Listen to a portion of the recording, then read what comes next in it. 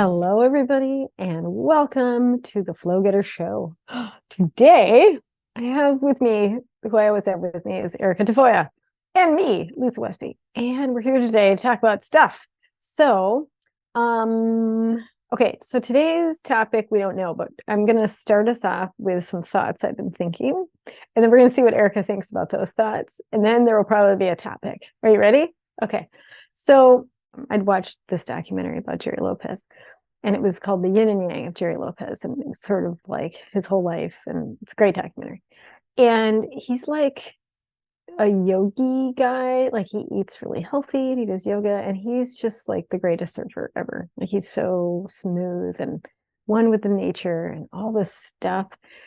And I think what I noticed is our natural state is really just relaxation and peace. And it really is a default setting. It feels like you have to try. Like, I got to do all this stuff so I can be relaxed and happy.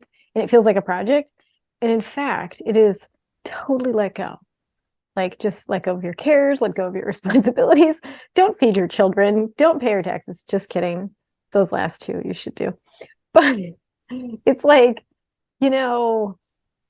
we're naturally ready to just release and relax. And all you have to do, I think, all you, meaning me, one has to do is make space in your life. And it's when you don't make space, where you're too busy on your phone, too busy in your task, too busy with your job, too busy with whatever.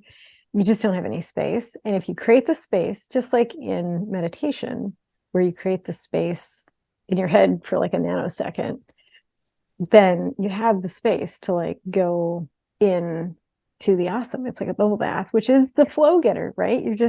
So it sort of encompasses the flow getter modality or ethos. So you've been awfully quiet, Tafoya. What do you think about all this stuff? I love this topic. I actually, the first thought I had when you started talking was this idea of sensitivity and how I 100% agree. I think our natural state is peace and calm. And that's why it feels so good, is because it's natural. It's so familiar because it's who we are. That's why it feels good. The extreme feelings feel a little offsetting because they're not, not that, well, yeah, they're not innately who we are. Let me just say that. But what I thought of was, I tend to get tense when I am picking up on tense energy. Tense people make me tense. Yeah. Yeah. And Did I nail it? Okay. Well, here's what's interesting is I didn't even have this awareness like a year ago. Like the level of awareness that I feel like I have now. And I know there's more levels. But what's interesting is when I think of work, we work with people. Yeah. And in a workplace that doesn't feel satisfying, if most of the people aren't super satisfied in that workplace, then everyone's tense and we're all feeding off one another's tension and anxiety and worry. And so it just magnifies and you know what I'm saying? Yeah. Yeah. It feeds off. It's sort of like, it's like you want to be the person that no matter what's around you, that you just don't react. And you're just like, yeah, they're all tense and and I can be that if I've practiced, and I shouldn't even use the word practice, if I've been in my natural state, right? It gets a strength and like things, I don't even manifest that stuff. If I do, it just kind of bounces off me. But if I'm not spending time in my natural state, the other people, it's like their tension, it's like I'm already tense-ish. And so their tension just makes me more mad. Or it's reflecting that I'm tense too. But even though I don't think I'm tense, it's like, but it's like I'm reacting to it. So I must not like it. Which brings up a good point, is like, how much of my life am I really in my natural state? Maybe not as much as I should. I don't know. I mean, how many of us really are? I know, like, I'll tell you what, I'm thinking of human design and like the open emotional center and the defined emotional center, and how I can tell there are certain people where you can really feel their emotions a little more than maybe other people. Like, at least for me, sometimes I can see the emotions happening, but it's harder for me to tap in emotionally to a person. Whereas other people, I can't help it. Really, it's almost more dense. There's a certain density, you know what I mean? Yeah. It's like the frequency, the signal's coming way stronger, and then you're extra sensitive. Yes. And you're like, would you stop feeling about totally. This is your fault that I'm angry. Yeah. Totally. Exactly. It's your fault I'm angry. The musical. Yeah. Yeah. And so then and I'll tell you what, I feel like on the daily, I feel like I'm reacting to someone else's emotions when it feels more dense, or like I'll have, there's a certain level of conditioning with certain people where I will know that I'm going to see someone, and then I'll have all of these past experiences lined up, like that I'm picking from, and I'm like, oh, this is how it's going to be. So I'm going to come in with this, you're going to be horrible. Yeah. I know you're going to be horrible. Therefore, I'm going to come in with my. Yeah, so I'm going to be horrible before you're horrible. Exactly. So I'm going to prevent the horrible. I just thought of, I actually don't have as much from the outside, maybe because I'm alone more. I don't know. But what I do have is it's like my ego is like a whole other person that I'm reacting to. It's like my ego's reacting to my ego.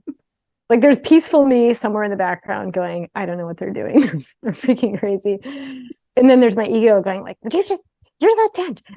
And they're those two people. Like one's tense and one's judging the other one that's tense. So I've got like several people inside having problems.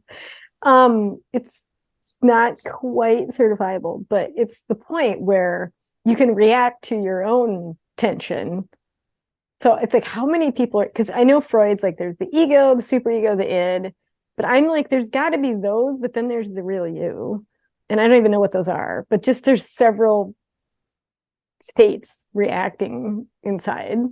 So yeah, I don't have too much trouble on the outside, but it's happened, I'm sure, but it's pretty okay. But the inside, man, it's like, you're just going to be a big ball of tension today when you start work. I'm like, no, I'm not. I'm fine. No, like, and then okay, fine. I was tense, but it's your fault because you didn't do this. Like, it's total war. So not peace. Right? So I'm curious, first of all, if any of our listeners have been in either one of these situations. I bet the answer is yes. So to me, I kind of decided, like, how do I get more of that peaceful state? And I think it comes down, if I look at my life, it's like boundaries about my time. And I'm one of those people that doesn't want to not constantly accomplish stuff. Like I literally, if I didn't have to sleep, I would just, not like I'm an accomplished person, just I always want to be like, I gotta clean that, and I do this, and I should answer. And so I don't give myself any space. So again, it's back to those two people inside me where I have to give the discipline, like the wise ones, like you need discipline for space. And then one's like, okay, I'll do it. But then it doesn't do it. And then that one gets mad that one didn't do it. But I do think it comes back to the space because it'll just drop in there. 100% agree. Same with me. I know that when I spend the time alone, I kind of look at it as like a clean out, like I'm going to just clean myself out of all the like energy movement. Yes. Absolutely. Spiritual bowel movement. Mm-hmm. I'm going to clean myself out of the ick energy, and I'm just going to get back to the natural state that I am, which is non-judgment. Just, forget about the laundry list of whatever, forget about the interaction I just had with whoever, which is easier said than done. I mean, I tend to, for me, I think my triggers tend to be, for sure, the interactions that I have with others. I think we all have something. Like for you, it's like more of an internal self judgment kind of thing that's your trigger, or maybe one of them or whatever. For me, it's like, when I'm by myself, I find that I do fairly well alone. It's Yeah. when I invite others into my space. It's like enemies within, enemies without. Totally. That I tend to then judge. I judge everybody outside of me, not this one. You're like, well, actually, if I Just had kidding. to put money on which one I would want your flavor. My flavor is like I'm much more easy to deal with, maybe, but then it's like complete war with inside. I'm like, that's no good for me. Like, you're all like, whatever, and then you're like, yeah, screw you, get away from me. Which just seems easier. If you just stay away from humanity, you're fine. That's true. I can't go anywhere. You can't leave yourself. You can't leave this one over there. No, and I've tried CBD. It doesn't separate that at all. Let me tell you, drugs do not work. I haven't really done drugs, but you could consider temporarily, I suppose. Yeah, for sure for a few minutes. We've all gotten drunk lit, and it's been like, yay, I'm separated from myself. But then it comes back, and you're like, that didn't work. So okay, I had a thought, and then I totally forgot about it. But so you tend to have, but the outside thing, again, I feel like you can somewhat control some things. Like, that's true. You have a lot more friends, though. For this reason, which is great for you. I'm not saying that I want more friends. I'm just saying, like, it's cool. Like, people like you more. Well, I'm not gonna say that they don't like me. They like you. They love you. That's why I love you. Except for until I drive them insane. But then I can do that. Like, your feelings are yours. It's your fault. It's your fault that you're having those feelings about me. Which is true. Which is really true. It is so true. It's so true. Okay, so now I wish I would have thought about this thing I was going to think about. Okay, so now let's review. We've reviewed that natural state is complete relaxed bliss. Headline, this is what Flow Getter's all about, right? Is retreating there. And then we like to make fun of ourselves in the real world and be out there in the front lines so we can connect. Tell me, what? I had a thought. I don't know if this will trigger your other thought. I love it. So I think I don't know about you, because I know that it works differently for you. But for me, when I remember what my natural state is, and I remember that I'm a lot of times mostly reacting to the outside world. And I remember that it's because I have a gift, which I believe we all have this gift in varying degrees. We all have this gift. It's just a matter of working on it, I suppose, or becoming more and more aware. But when I remember that I'm picking up on the energy of the external world, I can go out into the world and not feel so bombarded or emotionally violated. It's kind of how it feels. It's kind of how it feels sometimes. I remember when we worked together in an office setting, and we're there for like 8 hours, and there are people around, and I walked out of that place every day. I felt like I was dragging myself home. I was so emotionally exhausted, and I just felt angry. Because I felt like I was defending myself all day. I would literally get hives. Yeah. Somebody would call a meeting, and immediately I would break out in hives. Like, oh my God, another meeting. Yeah.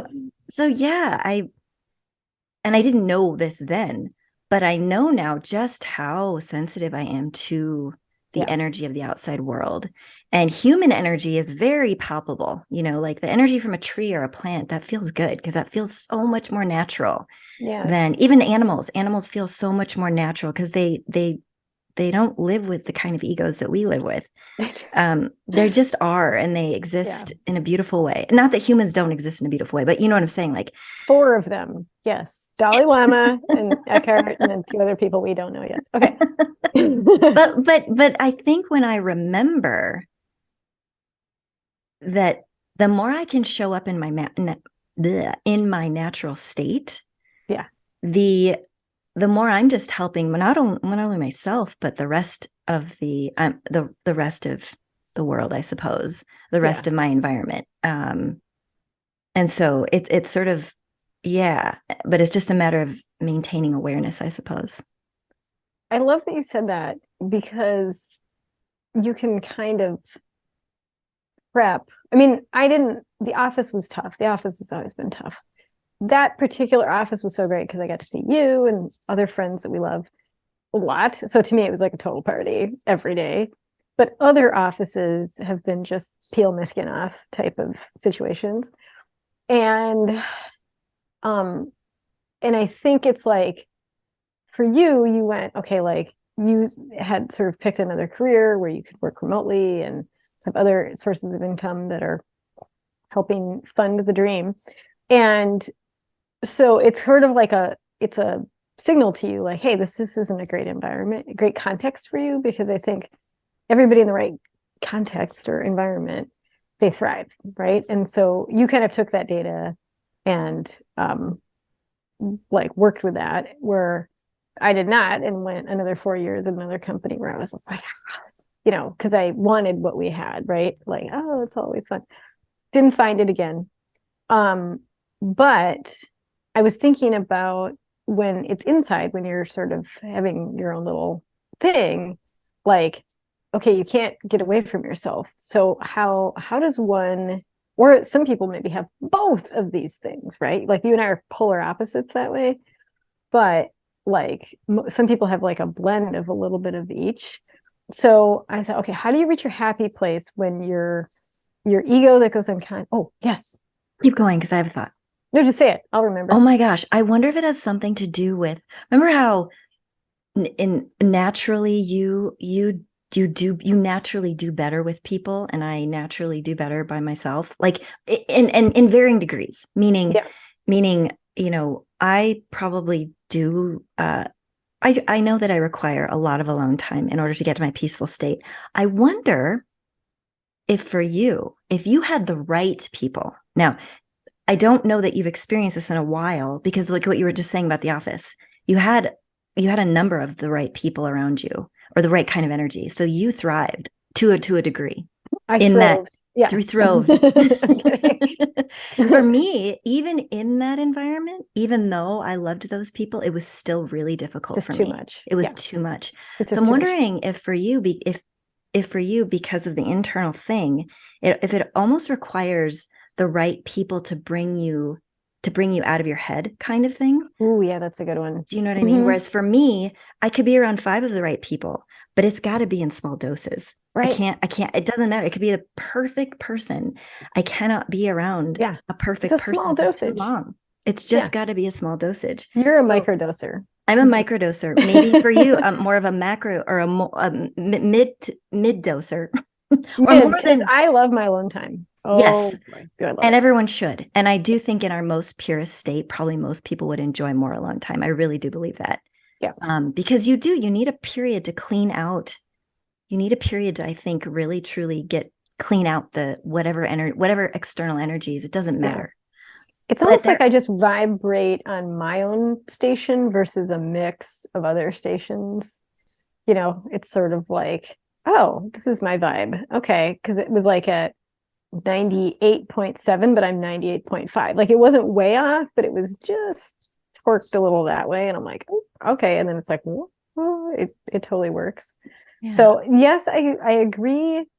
The right situations totally do it, but because you can't control your situations all the time, or you suddenly start relying on people to like give you sort of the stimulus you need and that kind of thing. And sports like yoga, surfing, different things that we've done and do, excuse me. Like I think exercise and nature always put you there, like unequivocal.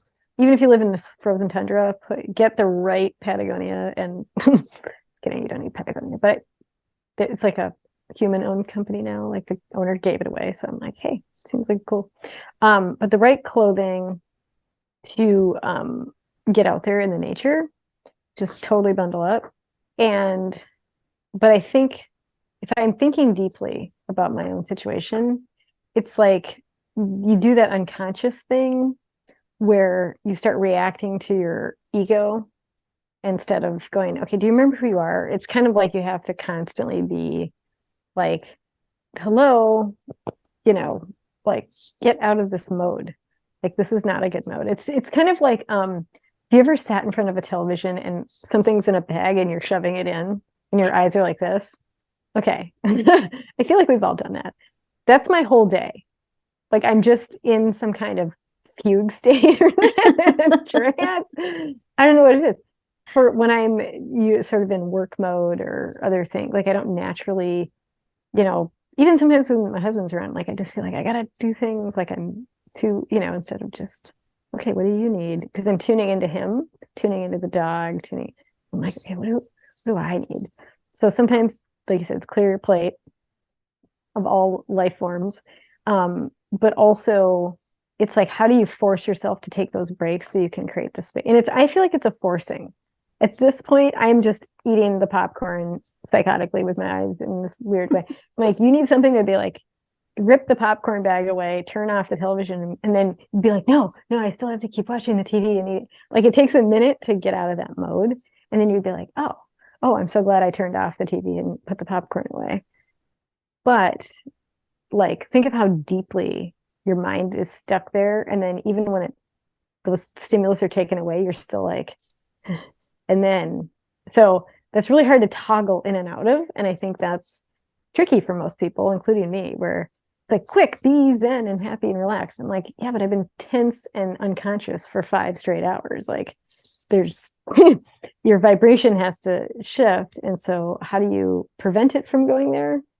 And how do you get out of it as soon as possible? Like, that seems to be the work of life. And I think everyone has their own way. Exercise, nature are really good, things. But okay. Yeah.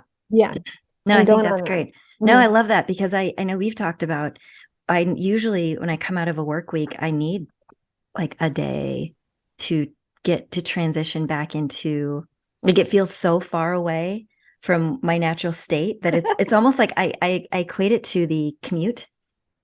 I remember when I stopped commuting into an office, it took me a minute to get used to not having a commute, because I know the commute was that transition period where I would go from my home life to work, and I had that 20-minute drive or whatever to prepare myself to get into the office, which felt like a whole different animal.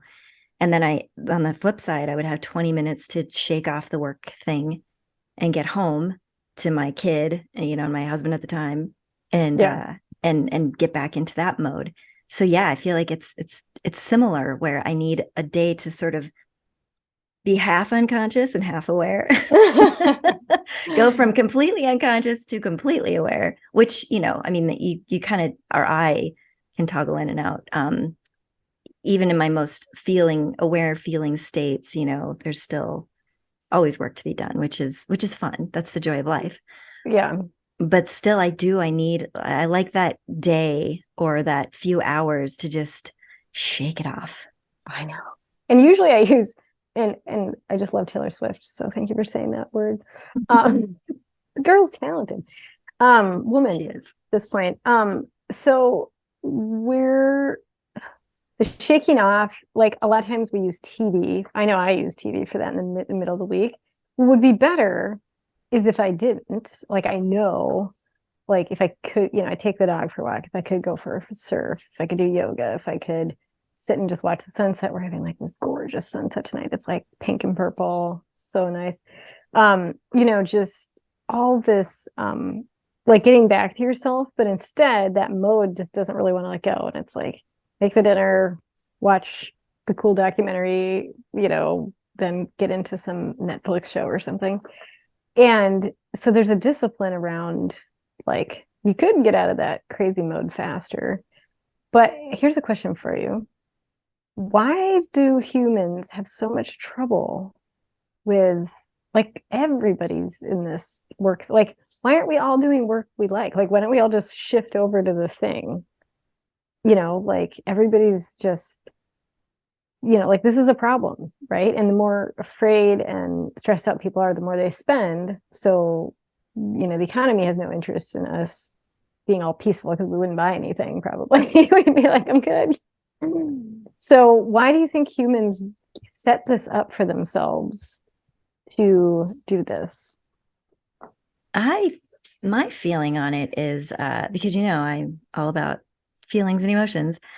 I feel like our natural state is like you said, that peace and calm, and the feeling of uh what feels like the furthest thing from us, for me, what's not who we innately are, are any sort of feelings of discomfort in any form or fashion.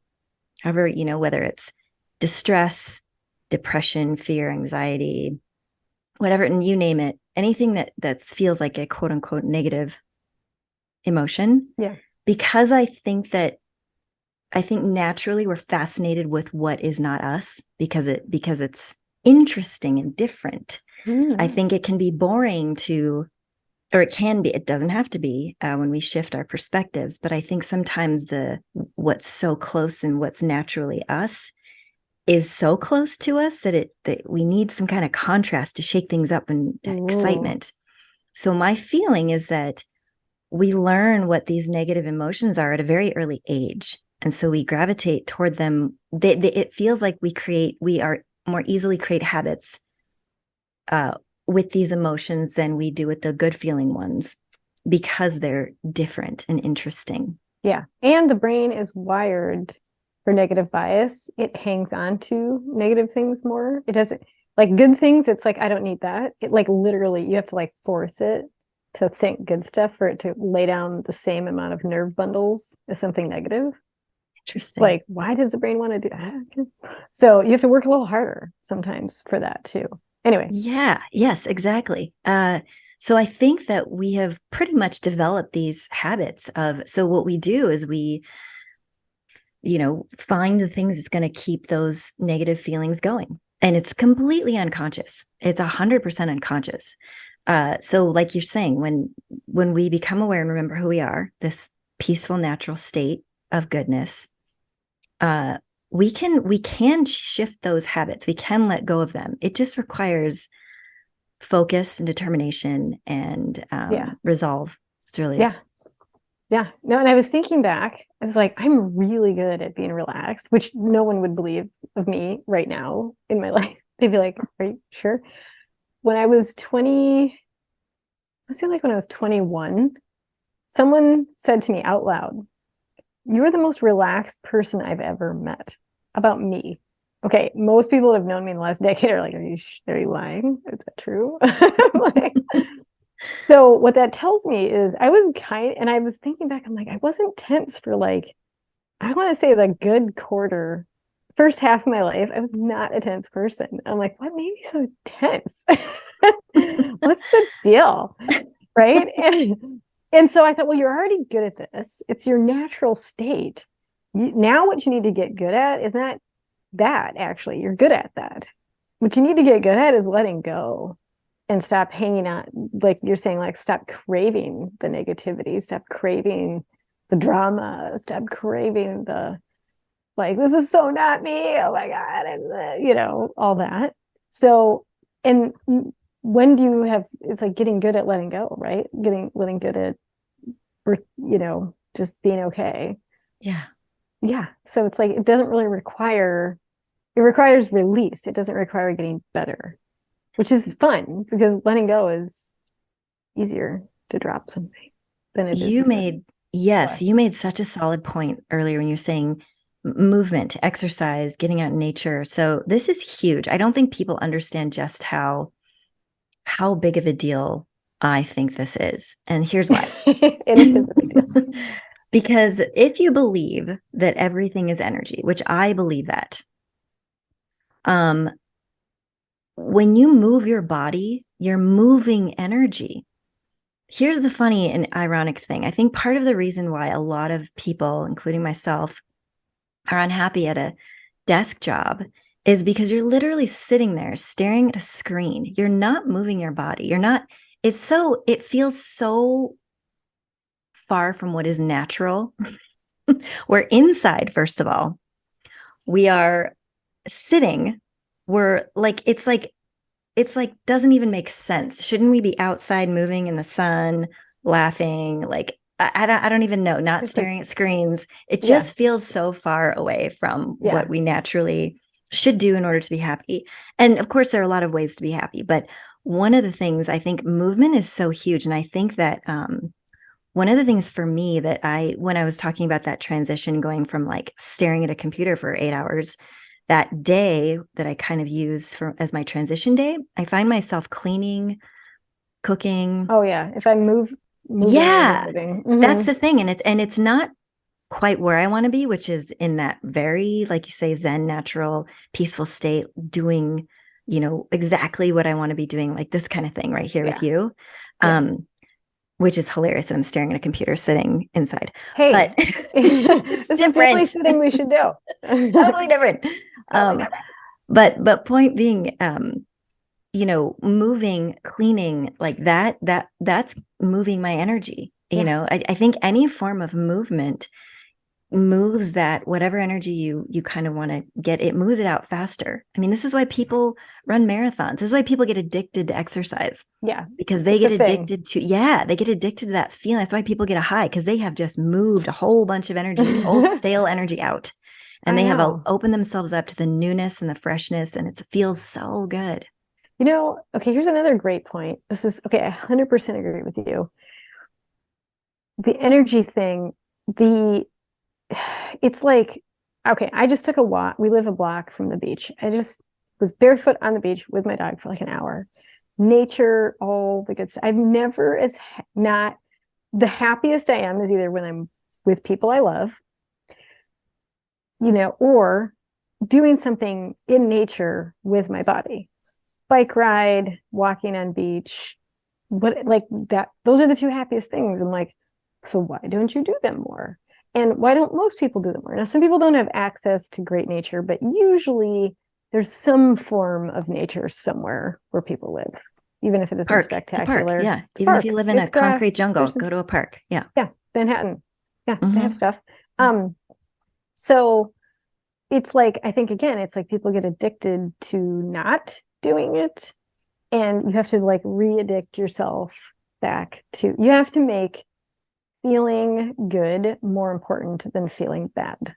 Yes. And I've been on the flip side of this, but when you get feeling good, like, oh, and I found out, here's some more dork science for you, that some people's genome, which determines how their brain works, some people are wired more for if they're happy, they're good. Like they don't, like their brain will just naturally go for the happy, and it doesn't really care about the getting things done or any of that. And other brains are the opposite, where the happy is sort of secondary in their gene. And I'm a big fan of epigenetics, where the environment stimulates the gene. Genes don't control you, but it is like human design, astrology, all those other things. It's sort of your tendencies, right? So if your tendency is to not kind of be a happy person, like you're just going to have to work a little harder, and that's okay. It's just, don't give up the ship.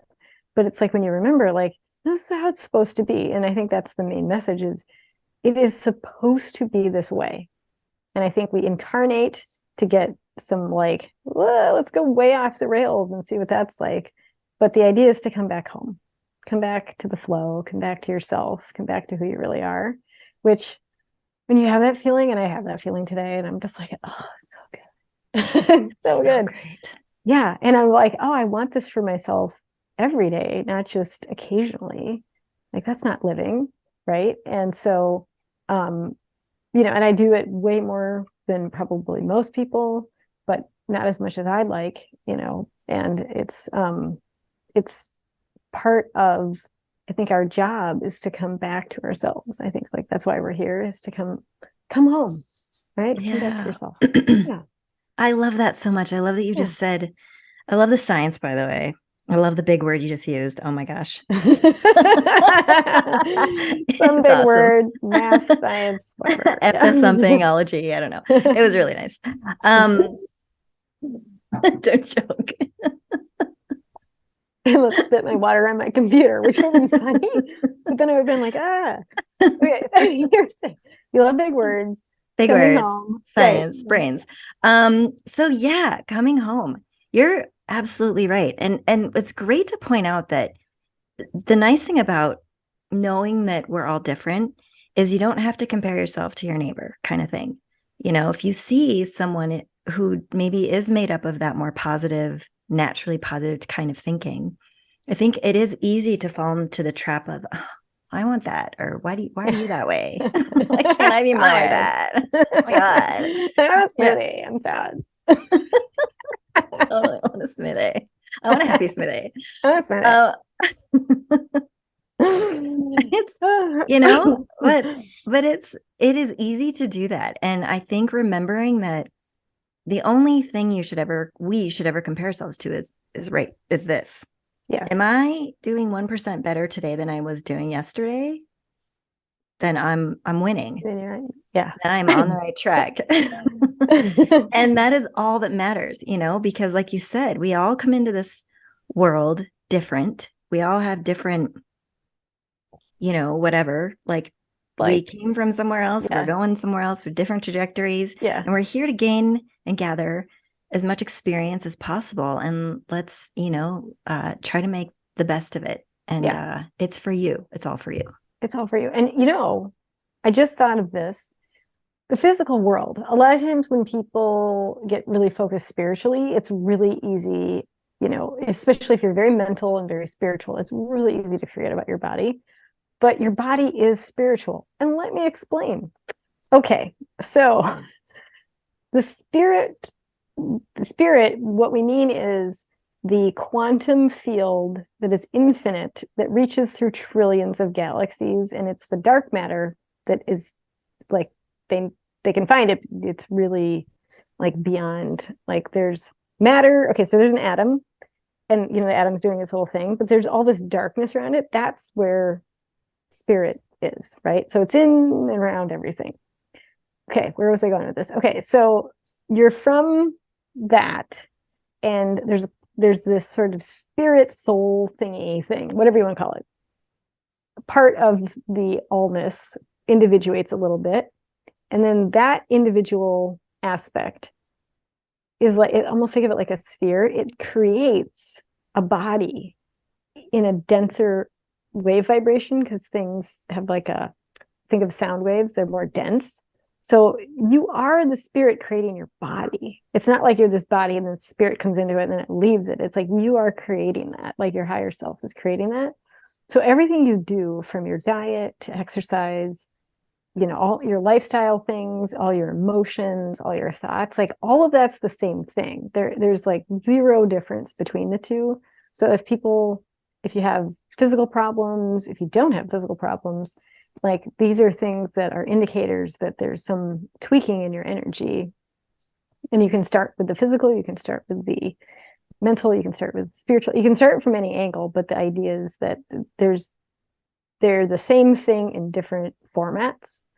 So that's why I think it's so important, to your point, is to get back in your body, exercise in nature, because that's going to shift that energy back where it needs to be, and kind of make it resonate in the way that it feels more harmonious and less, right? I love this. I love this so much. Oh my gosh, I had so many thoughts. Love that you just said this. Tell me everything. It's interesting because I've got two thoughts. One is about interconnectedness, like the spirit, interconnectedness to literally everything. And the other is going deep within, which seem like two different opposing things. But I tend to, the one shape that I just, for whatever reason, whenever I think of the connectedness, I just think of a circle. The circle always, just because I feel like, you know, even in life, you start out as a baby and you do this whole thing, and then you end up coming back to many of the same things that you started with. Just think about it. Incapacitated. Yes, exactly. Unconscious, wrinkly, whiny, poop your pants, whatever. Yeah. All the things. But truly, you're 100% right. The body, because I know you and I have totally joked, or, you know, time into, well, before we kind of landed here where we are now, which we're still going, but about why do we have to be in these bodies? Why do we have to eat? Why do we have to do the exercise? Why do I have to bathe? I don't want to bathe again. I just did it a couple days ago. Thing is so high maintenance. God. So high maintenance. Why do I have to wear clothes? Oh, it's so annoying. So, but here's what's cool is knowing that we made the choice to incarnate, knowing that not only that, but we chose all of the things. We chose the hair color, we chose eye color, we chose all the things. And knowing that allows for, I feel like for me at least, gratitude and knowing, okay, I chose this. There's a level of empowerment there to take care of this thing that I chose. And then not only that, but like going within, the more you go within and really care and care and care and care so deeply about this in here, interestingly, the better energy that just comes out, and the more connected you feel to literally everything around you, near and far. And in a, just, I don't know, there's a level of awareness there when you really, really get in tune with what's inside of you and who you are and your feelings and your emotions and just what's going on inside there. When you really know and you really trust and you really honor and make choices from what's going on inside, you will see the external world shift in magical ways. Yeah. And that's so where, yeah, that's where the magic is. It's amazing. So I love that you just brought that up, because it's so, everything you said from working from the inside out, just it's incredible. Well, you said that so beautifully, and it, like, you really kind of hit this note of the preciousness of yourself and really like going in and loving and all this stuff. Like, who does this? Right? Especially on a regular basis. Dalai people. Lama. Dalai Lama. You're not. Two other people that we don't know. Again, we say it, these 4 people. But it's like, you know, it's so precious, because when you do it, it's so, like, the times that I've done it, even if I'm maybe not even turned up the love volume, but just it's the love and the care, the caring. You said caring. So I invite us all right now to just take 3 seconds and just be like, okay, what would that be like if I really lived there in this, like, I care about myself and my soul and my spirit and my body. And it's like, oh God, it's so good. So good. And then you just kind of take that time, just a little, just that much time each day, just be like, okay, yay. And when I've done it, and I know that's why I get so excited about it, because I'm like, oh, then gosh, your reality changes so much. Like the flow thing, just all things that you don't even think you can manifest anymore. You're like, I'm stuck. I don't know how to get anywhere in life. I'm just frustrated, all the things. Like, I know for a fact, because of experience, that when I get in that mode, yes, there's the peaceful, relaxed mode, and then there's the self-love mode that's like deeper. Oh my gosh, stuff. It shifts radically.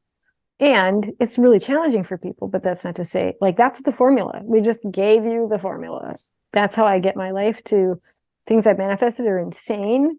But it's just like, I just forget that, oh yeah, that's right, I should do that. Right? Yeah. And what's amazing is when you create a habit out of that, it becomes so much easier. Yeah. What I've found is this idea, I used to think that giving and receiving love were two different things. And I think most people probably look at it like that, but that I've recently, yes, thank you. I have recently come to the idea that they're the same thing. And here's how. When you give love, so when you think about, it's hard to give love when you're running on empty. Yeah.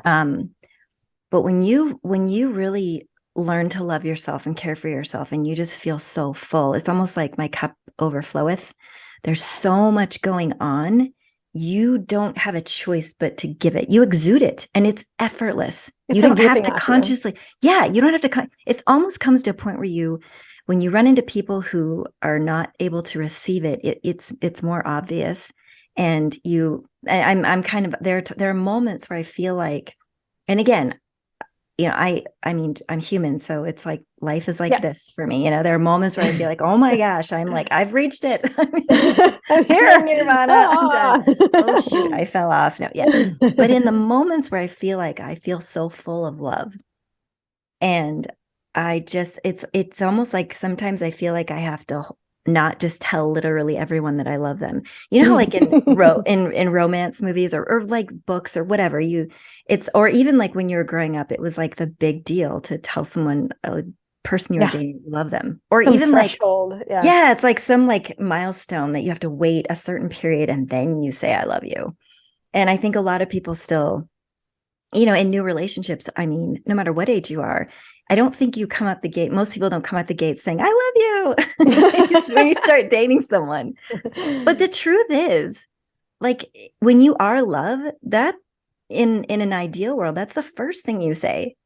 Yeah. It's like you just say, or you don't even have to say, you know that there is just love there always. That's the first and last thing in the all day, all night. That's what you're just love.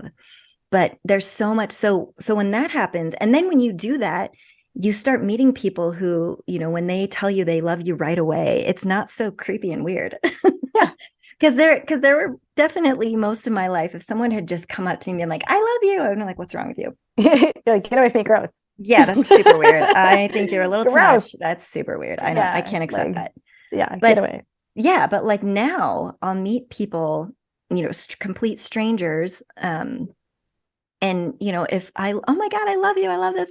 There's just so much love exchanged, and it fills you up even more. Yeah. And sometimes with words, like sometimes it's a smile, or they're telling you something, like I see a lot of people in the surf community. It's not like I'm physically saying or verbally saying it, but just the exchange has this love there. And also, just because you love people doesn't mean you have to hang out with them. It doesn't mean you have to date them. It doesn't mean you have to touch them. Nothing. It's just you can be in a state of love. And sometimes you can love people and be like, I never need to see your face again. Totally. I can love you from over parts here. of them. Yeah, you don't have to like them. You don't have to like them. Just You're love like, I can respect that. Let's say a lot of times people, they're in so much pain that they're just jerks. I'm like, it's like you took a garden hose and you just kept twisting it and twisting. I'm like, how do you expect somebody that's in that much pain to behave properly? You want them to behave properly. You want them to take the tools that are available on the internet and be like, you can start untangling that, But if they don't, like, you stay over there. I can love you as a spiritual being, but like we shall not speak. Exactly. It will not be this way. Okay, we've covered so many things. It's like the natural state, the self-love, the exercise, the nature, the giving yourself space to be all these things. Huge stuff. So this is like a cornucopia of like great things, and it's super inspiring me because all I want to do is just more space, more love, more time for the natural goodness. And then I'd say when I'm already not in this space, that's when I have to do the things like write in your gratitude journal, and like I'm in a natural gratitude state when I'm totally relaxed. Like I don't have to make sure to write my lines of joy or whatever. So, which brings me to the sort of final thing is, yes, we are all going to go unconscious and fall out of it. But when we're chronically out of the place of, like the peace place, which is for some people, they haven't seen it in a decade, and for me, it feels like months and months. And I'm like, that kind of stuff. So it can really be elusive. We have to really have, okay, let's put it this way. I suggest, because I'm doing it myself, is you have a real deep conversation with yourself and go, okay, do you want to chronically be away from this peaceful space? And if you don't, what am I going to do about it? Like, that's kind of up a level. And what support do I need? Maybe I need, there's coaches, there's all different manner of therapy and body work or whatever, but like, what's your way of supporting yourself to get from chronically not that to chronically happy and chronically more peaceful? I kind of want to bring it back around to Jerry Lopez, Nice. even Good. though probably no one in Perfect. this audience know who this is. So when I saw him on this documentary, I was like, he is a more chronic state of peace. Like, because for him, it's meditation and yoga and sort of more of a Zen macrobiotic diet, like just that kind of all the healthy goodness that sounds really awesome. Lots of surfing, and he set up his life so he doesn't really have to work much because he figured that out. Great for him. And I was like, that's so inspiring. And he's in a chronic state. I'm like, I can have that.